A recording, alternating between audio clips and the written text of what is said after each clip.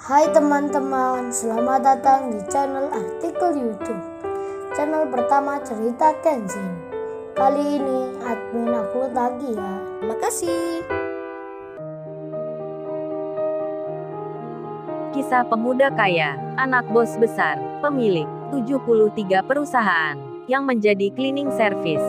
Episode 300. Kenshin, yang bertanya pada Rena, kenapa Pak Mori memesan rotinya. Di saat itu juga Kaori memberitahukan pada ayahnya tentang orang bayaran yang akan mencelakakan Kenshin. Mendapat informasi seperti itu, Pak Henry menelpon beberapa orang yang sebagiannya bos perusahaan. Pak Henry memberitahukan akan keselamatan Kenshin yang dalam bahaya, dan tanpa berpikir panjang, para pimpinan perusahaan itu langsung berangkat menuju ke lokasi. Di saat yang demikian, Yudis bicara ke Renaldi, "Hei bro, lu lihat itu. Satu temannya yang tadi malam berkelahi dengan gua, dia malah datang lagi. Mantap sekali ini. Kita nggak usah repot-repot mencarinya lagi. Ini gua mau tanya ke lu. Gimana baiknya ini entar? Apa mereka itu langsung disamperin aja ke dalam? Mumpung di situ sepi, nggak ada tamu yang lain kecuali mobil yang baru masuk itu."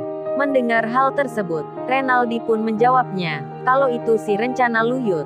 Itu namanya nekat. Bisa-bisa malah gawat. Akan mengundang perhatian. Para warga bisa datang. Dan nanti, kita berurusan dengan polisi." Yudis menyahutnya, "Bukan itu maksudnya Re. Kalau itu gua juga tahu. Entar kita nggak langsung ke poinnya. Yang gua maksud ini, dari 5 orang bayaran itu, kita suruh yang 3 untuk menyamar masuk ke restoran sebelah. Kan wajah mereka nampak garang. Entar di sana pura-pura makan. Mereka menjadi pelanggan. Biar laki-laki brengsek itu merasa takut melihatnya. Gimana Re menurut lu?" Renaldi menjawabnya, "Wah kalau itu gua setuju Yud. Sekalian buat peringatan. Oh ya kalau bisa, entar pakaikan alat perekam pada orang suruhan itu, agar kita nanti bisa melihat langsung ketakutan wajah-wajah itu. Kan entar bisa buat hiburan." Hahaha. Renaldi tertawa. Ia pun melanjutkan bicara, "Terus lu sekalian bisa melihat suasana, kondisi restoran itu. Seperti apa sepinya. Yang makan di sana hanya teman-temannya saja." Hahaha. Renaldi tertawa lagi. Yudis pun menyahutnya, "Bagus-bagus itu Re. Lu emang cerdas sekali. Pantas perusahaanmu berkembang pesat."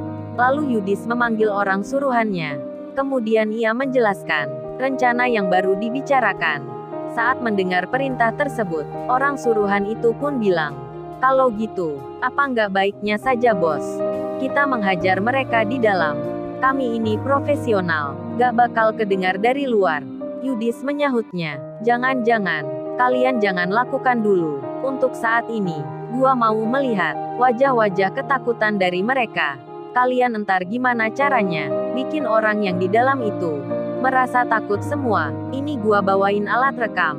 Pasang di baju kalian." Mendengar hal tersebut, 3 orang itu pun menjawab, "Baik bos, kami siap kalau maunya gitu." Dan mereka pun segera menyiapkan segala peralatan untuk menjalankan tugasnya, lalu berjalan keluar menuju restorannya Rena. Di sela itu kedua temannya berjaga-jaga di luar bersama security menyamar. Mereka berdiri di depan, di tepi jalan raya, sambil mengatur lalu lintas. Beberapa saat kemudian, rombongan mobil datang. Masuklah satu persatu. Yang 2 ke restorannya Yudis, dan yang 3 ke restorannya Rena. Yudis pun takkan mengira ada orang berpakaian rapi yang makan di tempatnya adalah Pak Michael serta teman dan pengawalnya. Pak Michael pun lalu disambut pelayan restoran. Beliau segera mencari tempat, memesan menu makanan, sambil mempersiapkan mencari bukti, serta menyelidiki. Pak Michael pun mulai bekerja, melakukan pengintaian. Sementara, di dalam restorannya Rena sendiri, 3 orang suruhan Yudis itu masuk. Mereka dipersilahkan duduk oleh pegawainya Rena. Setelah menempati kursi itu, kamera di masing-masing orang yang ditaruh di pakaian dipasang secara sembunyi. Segera dinyalakan. Kemudian, dengan nada yang agak tinggi, salah satunya berkata, memanggil agak keras, "Hei pelayan, kalian cepat ke sini. Ini gua mau pesan. Cepat kalian bawakan menu makanannya." Mendengar ucapan itu, Kenshin, Iwan, Kaori, Ririn dan Rena, serta semua pegawai yang di dapur. Mereka pun melihat 3 orang yang datang, duduk di meja tengah, terkesan nampak tak sopan, wajahnya pun tak bersahabat. Hingga Iwan bicara, "Coba lu lihat itu bro. Sepertinya mereka orang suruhan. Yang gua katakan tadi, mereka datang ke sini, berniat mencelakakan lu. Lu lihat aja penampilannya, seperti bodyguard gitu." Kenshin menjawabnya, "Ah lu Wan bisa aja. Jangan buruk sangka gitu. Itu hanya pengunjung biasa. Sudah Wan masalah tadi, nggak usah dipikir lagi." Kaori, Ririn dan Rena pun merasa kehadiran 3 orang tersebut nampak mencurigakan sekali. Sampai Rena pun bilang, teman-teman, apa baiknya ini kita telepon polisi aja ya, untuk berjaga-jaga, khawatir terjadi hal yang tak diinginkan." Kenshin menyahutnya, "Jangan Rena, sudah jangan khawatir gitu. Lagian namaku kan Kenshin. Siapa entar yang berani berbuat masalah di sini. Lu ingat nggak Wan? Siapa Kenshin yang di film kartun itu?" Hahaha, Kenshin pun tertawa. Iwan menjawabnya, "Ah lu bro bisa aja disamain kayak gitu. Kalau ini nyata bro, bukan film kartun." Kaori menyahutnya, "Iya nih cowok dari tadi nggak serius. Bawaannya bercanda melulu." Lalu Iwan pun bertanya, "Oh ya Mbak Rena, apa ini menu makanan restoran di sini ya? Biar saya saja yang ke sana membawa ini, sekalian melihat mereka dari dekat." Si Rena menjawabnya, "Oh ya Mas itu bukunya. Tapi Mas Iwan apa nggak apa nih?" Iwan menyahutnya, "Ya nggak apa Mbak." "Mbak Rena tenang aja." Kenshin pun lalu bicara, "Kalau gitu, gua temanin lu ke sana Wan. Terus kalau mereka sudah memesannya, entar gua bantu sekalian mengantar makanan itu. Udah lama nih gua nggak kerja kayak gini. Aku ingat terakhir kali bikinin Kaori dulu, waktu dia minta kopi. Tapi setelah diminum, malah dibilang pahit, pakai marah-marah pula." Kenshin tersenyum melihat Kaori. Kaori pun menjawabnya, "Ah dasar kamu ya, hal itu masih diingat aja." Kemudian Kenshin berjalan, ia bersama Iwan, mendatangi orang tersebut. Di saat yang demikian, para bos perusahaan yang ditelepon Pak Henry tadi, terlihat sudah datang, dengan membawa pengawal masing-masing. Ternyata 3 mobil yang baru masuk itu, yang berhenti di halaman restorannya Rena, adalah mereka. Setelah saling bicara dan mengatur rencana, para pimpinan itu melanjutkan berjalan masuk ke dalam. Begitu pula dengan anak buahnya Pak Michael sendiri. 2 orang yang sebelumnya tiba, kini sudah menikmati makanan, berada di tempat belakang. Namun Kenshin dan Iwan, semenjak tadi, belum mengetahui, karena penampilan orang itu nampak biasa saja, seperti pelanggan umumnya. Kemudian, ketika orang itu melihat Kenshin yang sedang berjalan mendatangi orang suruhannya Yudis, anak buahnya Pak Michael itu pun segera berpindah tempat, lalu duduk mendekat ke lokasi sebelah tengah. Mereka nampak bersiap mengatur posisinya, kalau nanti terjadi hal yang tak diinginkan. Dan Iwan pun menyapa, "Selamat siang Pak, ini menu makanannya. Silahkan Bapak pilih mana yang disuka." Si Iwan bicara sambil tersenyum. Begitu pula dengan Kenshin. Dan kondisi yang demikian dipantau oleh Yudis dan temannya. Dari ruang kerja di restoran miliknya, mereka semua melihat di layar komputernya yang terhubung secara langsung dengan keadaan itu. Ketika Iwan bertanya, menawarkan menu makanan, malah dijawab oleh orang bayaran itu.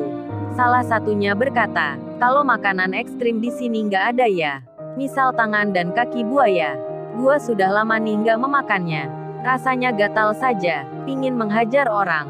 Sambil bicara itu, wajahnya menatap Iwan dengan mata yang tajam. Mendengar dan melihat hal yang demikian, Yudis dan Renaldi pun tertawa. Mereka mengira Iwan dan Kenshin akan ketakutan. Di sela itu anak buahnya Pak Michael, yang duduk di sebelah, sedang menikmati makanan, langsung bisa menerka, orang 3 yang duduk di tengah ini ternyata orang suruhan, dan anak buahnya Pak Michael itu. Salah satunya berkata pada temannya, dengan nada yang pelan, beliau itu bicara, "Gimana Pak mereka ini? Apa perlu langsung ditindak?" Satunya menjawab, "Jangan dulu, kita menunggu situasi. Kalau darurat baru kita bergerak. Khawatir Tuan Muda tak suka." Itu pesan Pak Michael tadi. Di saat bersamaan, para bos yang menyamar sebelumnya satu persatu mulai masuk ke dalam restoran. Lalu mereka melihat Kenshin yang berdiri di tengah, sedang membawa kertas. Pimpinan dan pengawalnya itu lalu disambut pegawainya Rena. Mereka dipersilahkan untuk duduk. Saat itu jumlahnya 6 orang. Mereka dipandu memilih kursi dan langsung saja berjalan menuju bagian tengah. Yudis dan Renaldi pun melihatnya dari layar di tempat kerjanya. Ada tamu yang datang lagi. Semuanya berpakaian rapi, memutari orang suruhannya. Duduknya saling terpisah, berdua-dua, di samping kiri dan kanan, di depan dan belakang. Kenshin melihat juga, Iwan pun demikian. Tentu saja, orang bayaran Yudis itu memperhatikan pula tamu-tamu ini. Nampak aneh rasanya, namun hal itu belum disadari. Kemudian, tiba-tiba, salah satu orang bayaran itu menghardik Iwan. "Helu," gua tanya malah diam saja. "Ada nggak kaki dan tangan buaya?" Iwan menjawabnya, "Ya tentu pak, makanan itu nggak ada. Kalaupun ada pasti dilarang. Jangan mengada-ada pak memintanya. Kalau bapak niat makan di sini, ya pesan dengan yang sopan." Mendengar bicaranya Iwan, Yudis pun terkejut. Begitu pula Renaldi. Dikira takut, malah Iwan itu berani. Dan orang bayaran itu tentu saja terbawa emosi. Lantas ia pun berdiri.